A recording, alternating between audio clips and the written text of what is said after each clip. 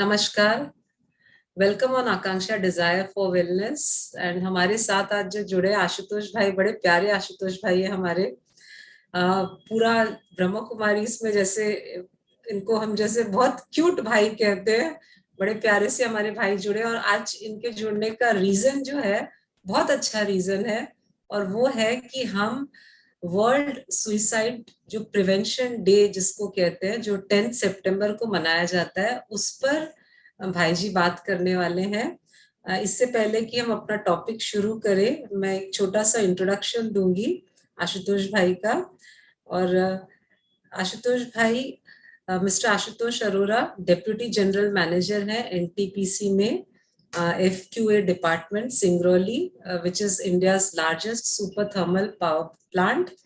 और इनकी qualification BE BE mechanical engineering MNIT, MTech IIT Delhi, production engineering LLB, PGD GS, PGD CSH CIC, मतलब ऐसे, और Harvard management, और ऐसे बहुत सारी डिग्रियां हैं। MSc counselling and spiritual health. और आशुतोष भाई visiting consultant to hospitals in the gyno psycho field of infertility and antenatal caregivers, and he's also visiting faculty in engineering and management institutes, and also clinical researcher in natural human parthenogenesis field। तो ये जो बड़ा complicated term है, इसके बारे में हम अगले अपने एपिसोड में बात करेंगे आशुतोष भाई से। तो आज का जो टॉपिक है हमारा, जो सुइसाइड प्रिवेंशन के ऊपर 10 सितंबर को हर साल पूरे वर्ल्ड में जो ये डे, इसको एक तरह से है ना ऑब्जर्व किया जाता है। तो मैं आपसे ये सवाल पूछना चाहूंगी आशुतोष भाई कि सुइसाइड जो टर्म है, जो एक इंसान किस तरह से उस लेवल तक पहुंच जाता है कि वो अपने आप, आत्महत्या जिसको कहते हैं, वो अपने आप की हत्या करने तक पहुंच जाता है, तो उसकी मेंटल जो स्टेट ऑफ माइंड उसकी किस हद तक चली जाती है। तो आप क्योंकि स्पिरिचुअल लाइन में है, आप 12 साल के ऊपर, 15 साल से आप एसोसिएटेड है ब्रह्म कुमारी से, तो मैं जानना चाहूंगी आपसे इस सवाल का जवाब, क्योंकि आज के दिन में स्पेशली हम यंग जनरेशन देखें तो बहुत रिस्की हो गया है। आप क्या कहना चाहेंगे इसके बारे में? Thank you so much Bhavani बहन जी, जो कि बहुत हमारी स्वीट डिवाइन सिस्टर हैं। और आज आपने ये बहुत अच्छा टॉपिक रखा हुआ है। और बेसिकली अगर हम सुसाइड का एक पैरेलल एक्टिविटी अगर देखें, किसी को भी मारना, चाहे वो स्वयं को हो, चाहे किसी अन्य को हो, चाहे वो प्राणी को हो, चाहे वनस्पति जगत को भी खत्म करना, उसके पीछे सिर्फ एक वैल्यू की कमी है, और वो है कि लैक ऑफ लव, प्रेम की कमी। जब आप किसी से घृणा करने लगते हैं, मतलब प्रेम की आपकी जो भावना है किसी भी व्यक्ति के प्रति, वो जब खत्म हो जाती है तो आप उसको खत्म करने की कोशिश करते हैं, उसको इस दुनिया से हटा देने की कोशिश करते हैं।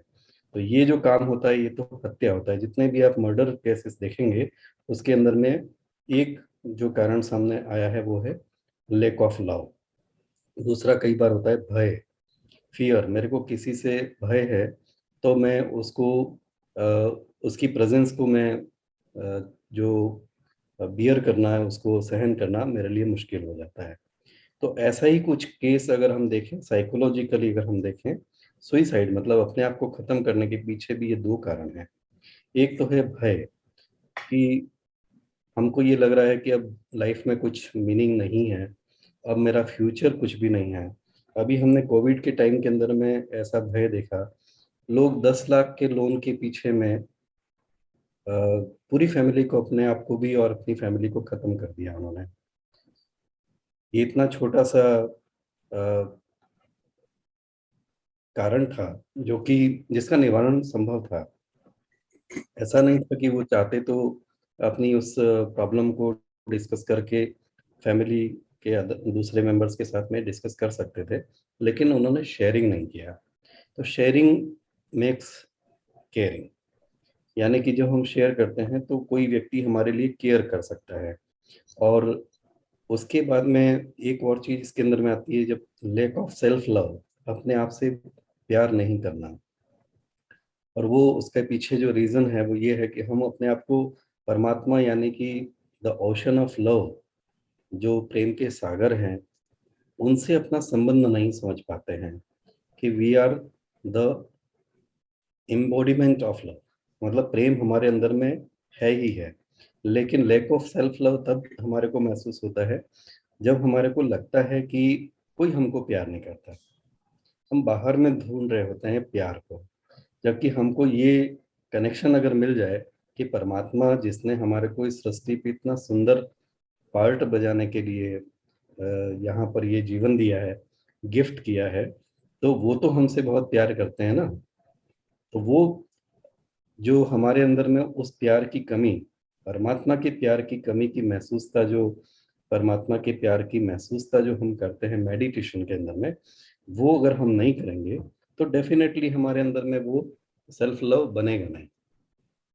तो आज के समय में मैं जो समझता हूँ सबसे ज्यादा जरूरी है कि आप ये एक्सपेक्ट करना, ये सोचना कम करिए कि दूसरे मेरे को कितना प्यार करते हैं, और इसको सोचना ज्यादा बढ़ाइए कि परमात्मा हमसे कितना प्यार करते हैं।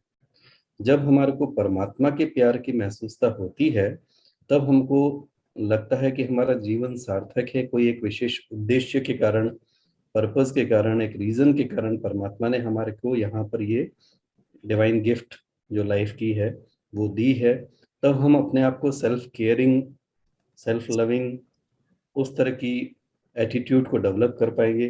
फिर चाहे कितनी भी नेगेटिव परिस्थितियां हों, चाहे कुछ भी विपरीत परिस्थितियां आ जाए, कोई साथ ना दे जीवन के अंदर में, कितना भी विकट परिस्थिति हो, जैसा कि एक दृश्य हमारे यहाँ पर हम देखते हैं हमारे शास्त्रों के रेफरेंस के आधार पे, कि अर्जुन अर्जुन जब युद्ध के मैदान में था तो कितना भयभीत हो गया था, कितना थर थर कांपने लग गया था, कितना वो सोचने लग गया कि मैं इस युद्ध के मैदान में युद्ध कर ही क्यों रहा हूँ, क्योंकि उसको उसका पर्पस नहीं पता था, उसका उसका जो उद्देश्य, उसका जो परिणाम है उसको पता नहीं था। उसी तरह से हमारे को भी हमारा जो जीवन का जो कर्म क्षेत्र है, इसको हम कुरुक्षेत्र का मैदान समझें, और अपने आप को आत्मा रूप में अर्जुन के रूप में समझें, और हम परमात्मा को जिसके रेफरेंस में श्री कृष्ण का वहाँ पर एक सिंबल कहें, उनका एक प्रतीक कहें परमात्मा का, उसके रूप में श्री कृष्ण को जैसे दिखाया गया है, और दोनों के बीच में जो वाद संवाद होता है, जो अभिव्यक्ति होती है, जो ज्ञान का जो एक्सचेंज होता है, उसके सारे प्रश्नों का समाधान होता है, और फिर वो युद्ध के लिए प्रेरित होता है और तैयार होता है। तो क्या हम आत्मा अपने आप को जीवन की सारी विकट परिस्थितियों, नेगेटिव परिस्थितियों से जूझने के लिए इस रूप में तैयार हो सकते हैं कि हमारा निरंतर जो वाद संवाद है, जो कम्युनिकेशन है, वो परमात्मा से बना रहे। और मेरा लास्ट 21 ईयर्स का एक्सपीरियंस है ब्रह्मा कुमारी के अंदर में कि इट इज पॉसिबल। पहले हम परमात्मा से बात संवाद करने के लिए, कांटेक्ट करने के लिए एक वन वे चैनल रखते थे, हम भक्ति करते थे, हम सोचते थे परमात्मा हमारी सुन रहा है, लेकिन हम परमात्मा क्या कह रहा है, क्या उनकी बात हम सुन सकते हैं, तो शास्त्रों को सुनते थे, कहानियां पढ़ते थे, इस तरह की बातों में हम ज्यादा उसमें रहते थे, लेकिन हमारे प्रश्नों के उत्तर नहीं मिल पाते थे।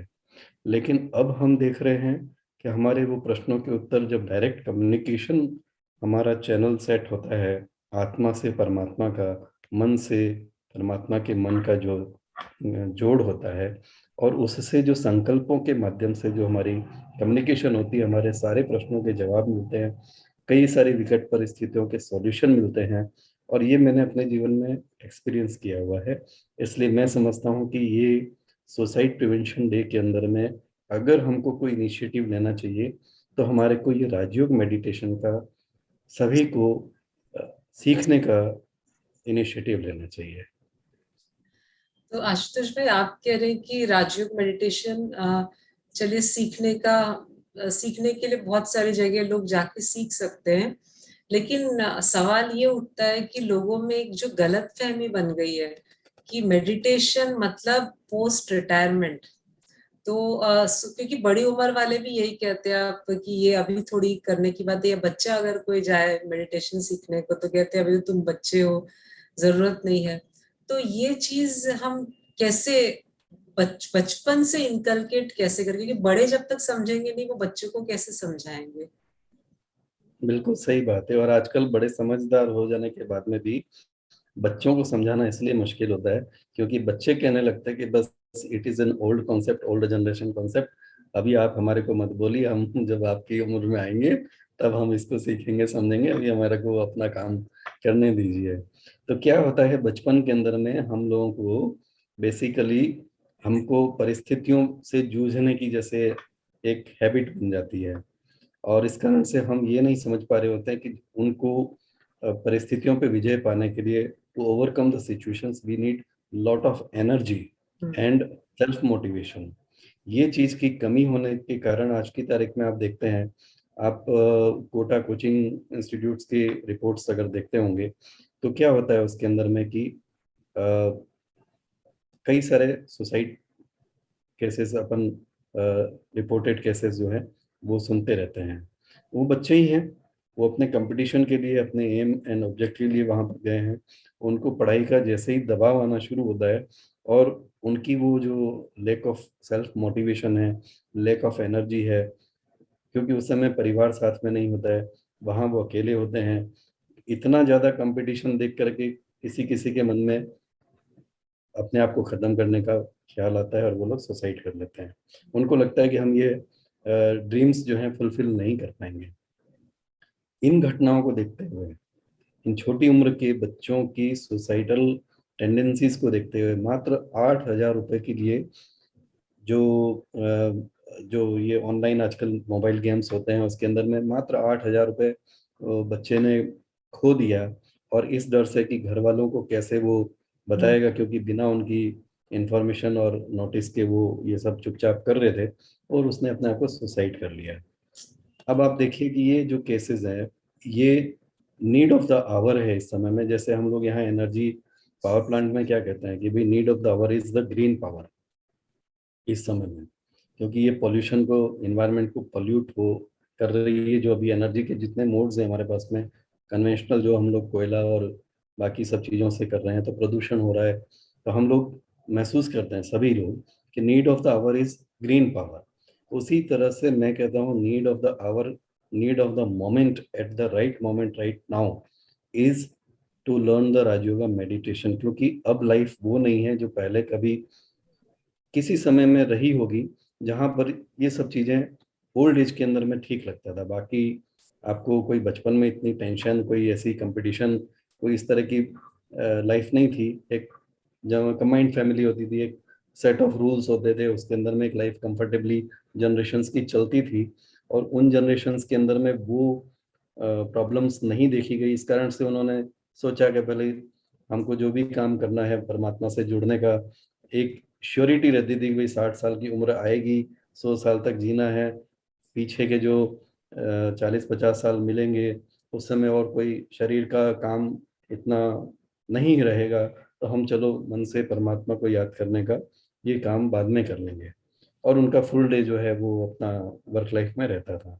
लेकिन आज की तारीख में तो ये गारंटी नहीं है कि हम 60 की एज का हम वो सूर्योदय देखेंगे कि नहीं देखेंगे। अभी अभी हम यहाँ इंटरव्यू दे रहे हैं, अभी आप इसको शायद अपलोड भी कर देंगे, और हो सकता है अपलोड के साथ साथ यही वाली फोटो जो अभी आपसे बात कर रही है उसमें माला पहनाने के और बता दिया जाए कि वो अरोड़ा भाई जो अभी बात कर रहे थे ना सुसाइड की, वो हो गए टक्कर।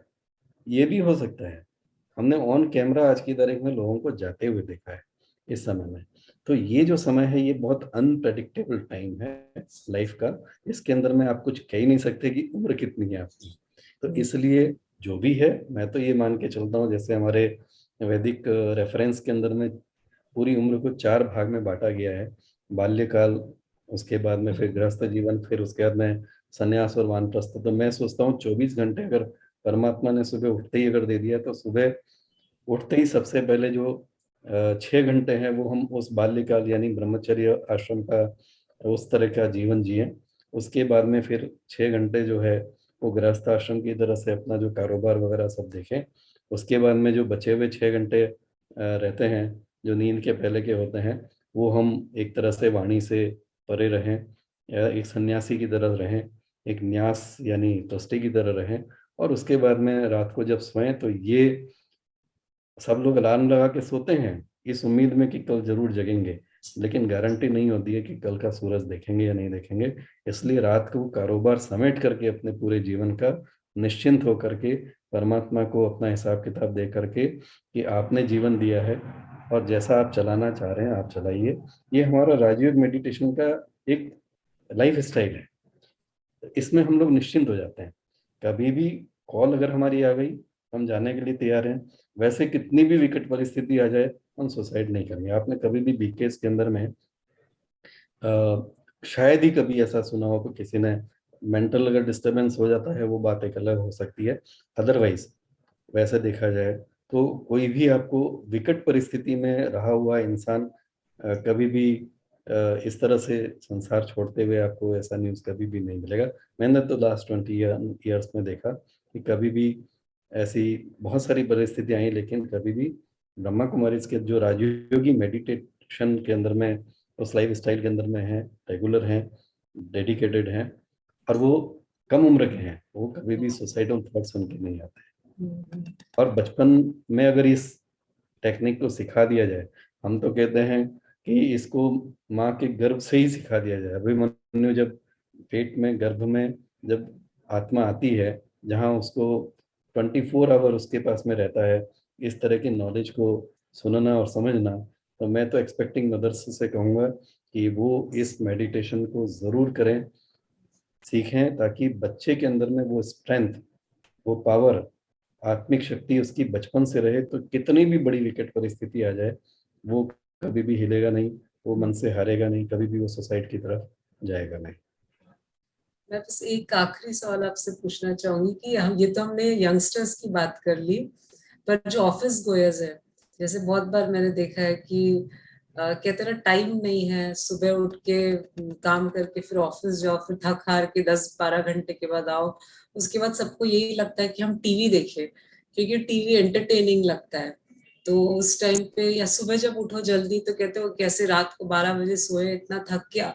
एक मैंने बहुत लोगों से सुना है, कहते हैं मी टाइम, मुझे अपने लिए भी तो टाइम चाहिए, तो वो टेलीविजन देख के वो टाइम स्पेंड करते हैं, फिर सुबह लेट उठते हैं, फिर भागते हैं। तो ये भी जो 40s का भी जो इंसान है, जो मेच्योर्ड है, वो भी इस तरह से जब बात करते हैं, बिहेव करते हैं, तो उनके लिए आप कुछ कहना चाहेंगे? बिल्कुल, हमारे को ये बात को समझना बहुत जरूरी है, जो कुछ भी परिस्थिति है हमारे सामने, वो हमने खुद ने क्रिएट करी है। मतलब वो हमारी चॉइस थी, हमने उस जीवन को अपने जीवन के लिए पसंद किया था, सेलेक्ट किया था किसी एक पर्टिकुलर मोमेंट पे जब हमारे पास चॉइसेस थी। अब मैं जैसे कॉर्पोरेट के अंदर में हूँ, जो एक नवरत्ना कॉर्पोरेट है, यहाँ पर दो चॉइसेस होती हैं कि आप या तो प्लांट लाइफ में रहिए, जंगलों के अंदर में जो बहुत रिमोट प्लेस पे होते हैं, और मैं हमेशा इन जगहों पे रहा हूँ, तो बड़ी कूल, बहुत सुकून वाली ज़िंदगी होती है। आप घर से ऑफिस में मुश्किल से 10 मिनट में पहुंच जाते हैं। आप बीच के अंदर में, लंच आवर के अंदर में आप आ सकते हैं, खाना खा सकते हैं, इनफैक्ट 10 मिनट आप यहाँ विश्राम भी कर सकते हैं, फिर वापस आप जा सकते हैं। और उसके बाद में शाम को भी आपको जल्दी आने को मौका मिल सकता है, फैमिली के साथ टाइम स्पेंड कर सकते हैं, अपनी नींद पूरी कर सकते हैं। जिनकी नाइट शिफ्ट्स होती हैं, शिफ्ट ड्यूटीज होती हैं, उनको भी काफ़ी सारा टाइम उनको जो शिफ्ट आवर्स के बाद में मिल जाता है। और बस कमी है तो क्या है, वो शहरी चकाचौंध की कमी है।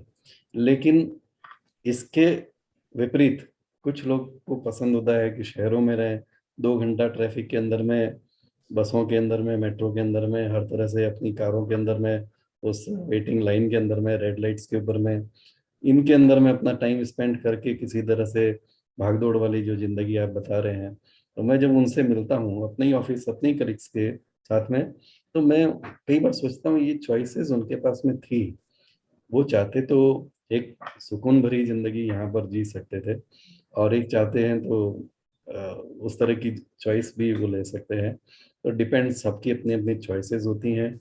किसी किसी सब कंपल्शन भी होता है, मैं मानता हूँ कि अंडर सम सर्कमस्टेंसेस उनको ऐसी लाइफ में जब जाना पड़ता है, तो बेहतर ये है कि ऐसी लाइफ से पहले हम अपने मेडिटेशन लाइफ स्टाइल और मेडिटेशन के माध्यम से अपने आप को इतना एम्पावर कर लें कि उन सारी परिस्थितियों को भी हम ओवरकम कर सकें।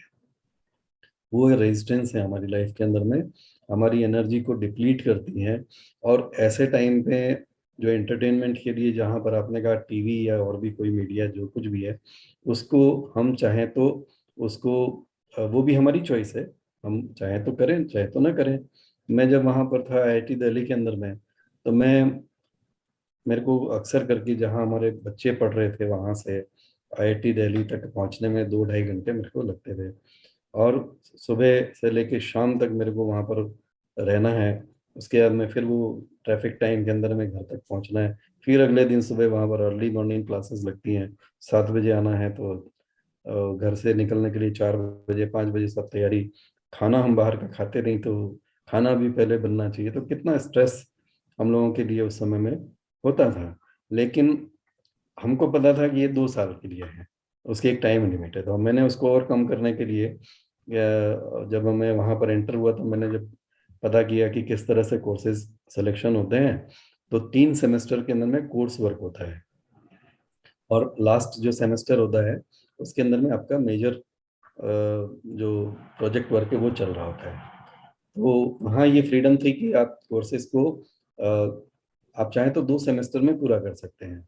मतलब आप सेलेक्ट कर सकते हैं, आपको अगर कॉन्फिडेंस है उसके ऊपर में, उतनी क्लासेस करने की हिम्मत है आपके अंदर में, और उतना आपका वर्क प्लान आप एग्जीक्यूट कर सकते हैं, अगर प्लानिंग कर सकते हैं। तो मेरे को कईयों ने मना किया, बोला कि ये नॉर्मल कोर्स ही नहीं होता है, आप 45 की एज में यहाँ पर आए हो, तो 50% भी आपकी कैपेबिलिटी ब्रेन की नहीं रहती है। और ये सब यंगस्टर्स आपके साथ में हैं, हमारे बच्चों जैसी उम्र के मेरे क्लासमेट्स थे, और उनके साथ में वहाँ तो कंपटीशन है, क्योंकि आपकी रैंकिंग तो परसेंटाइल बेस पे है वहाँ पर। तो जो बेस्ट परफॉर्मर होगा वो 100% पे है, आप उसके रिलेटिवली बहुत नीचे ही हो। ये तो अंडरस्टूड था, हमारे को पहले से ही पता था। उसमें भी अगर आप ज़्यादा कोर्स अगर ले लोगे साथ में, तो क्या होगा आपके साथ में कि आप बहुत ज़्यादा स्ट्रेसफुल हो जाओगे। अब ये जो मेरे पास में पीछे बेस था, जो राजू का मेडिटेशन और लाइफ स्टाइल जो हमारी रहती है, तो उसका मेरे को जो कॉन्फिडेंस लेवल था वो ये था, मैंने 3 सेमेस्टर का जो कोर्स वर्क है वो 2 सेमेस्टर में पूरा किया, और ठीक ठाक परसेंटेज से कर लिया। मतलब इतना दिखाने में शर्म नहीं आती है उसको, परसेंटाइल को, वो ठीक ही था। उसके बाद में लास्ट के 2 सेमेस्टर मेरे पास में फ्री हो गए, जिसमें मेरे को डेली आना जाना नहीं पड़ता था। माइनर प्रोजेक्ट वर्क था और मेजर प्रोजेक्ट वर्क था, तो मैं उन दोनों के लिए थोड़ा टाइम मेरा फ्री हो गया। तो मेरे को स्ट्रेस कितना रहा, 1 साल का रहा। उसको भी मैंने इस तरह से प्लान किया कि मैं एक अपना सैटेलाइट रेजिडेंस मैंने प्लान कर लिया, अपना खाना बनाने का सिस्टम डेवलप कर लिया, और उसके बाद में कोशिश करके मैंने वहाँ के हॉस्टल में भी रूम ले लिया आईआईटी दिल्ली के अंदर में। तो इस तरह से मैंने वो स्ट्रेस लेवल को कम करने की कोशिश करी। तो ऐसे कुछ मैनेजमेंट करना पड़ेगा, तब जा करके ये सब चीज़ें थोड़ी सी कंफर्टेबल लेवल पे आ सकती हैं। Efforts have to be done. अगर वो आपने चॉइस रखी है इस तरह की लाइफ की, तो फिर आपको उसका पूरा मैनेजमेंट भी करना पड़ेगा। बहुत सुंदर आपने एक्सप्लेन किया, और स्पेशली जो सेल्फ लव की बात थी, ये हम सबको समझना बहुत जरूरी है। तो आज का ये जो छोटा सा टॉक जो हमने अभी आशुतोष भाई के साथ किया, तो ऐसे आप फ्यूचर में भी काफी सारे टॉपिक्स पे देखेंगे। तो बहुत बहुत थैंक यू आशुतोष भाई for joining. Thank you Bhavani दीदी, thank you so much. Thank you Akanksha for desire, for inviting us. नमस्कार। ओम शांति। नमस्कार। ओम शांति।